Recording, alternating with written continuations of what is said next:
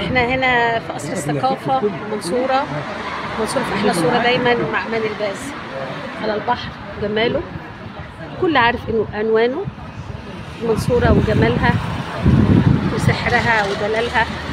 المنصورة دايما في أحلى صورة مع أمان الباز. كل سنة وانتم طيبين، بالحب دايما متجمعين بالثقافة والإبداع، وعايزين كلنا ندعي لمصر.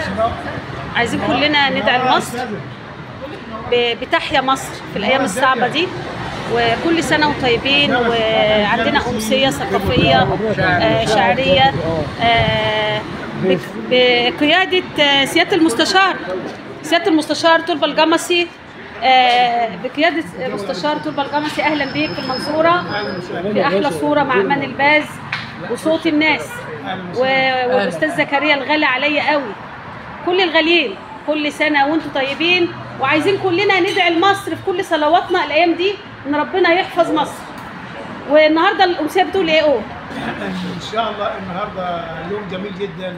أيوه. وانا بنزل المنصوره كتير، بس لاول مره بصراحه احس بجمال ومتعه المنصوره. طبعا الدم الخفيف المنصوره بقى. عروس النيل طبعا. انا من المنصوره يا واد، انا اجمل صوره يا واد. طبعا. ونسعد النهارده ان شاء الله في الامسيه الثقافيه بكل اخواتي وكل الافاضل الاعزاء. ان شاء الله يوم جميل نقضي يوم حلو ان شاء الله كلنا. حب مصر وتحيا مصر على نيل المنصوره في احلى صوره. النيل وجماله والكل عارف عنوانه مع امان الباز وصوت مصر في كل مكان. صوت مصر صوتي، صوت مصر صوتي. كل سنه وانتم طيبين وبالحب دايما متجمعين وبحب رسولنا الكريم صلى الله عليه وسلم.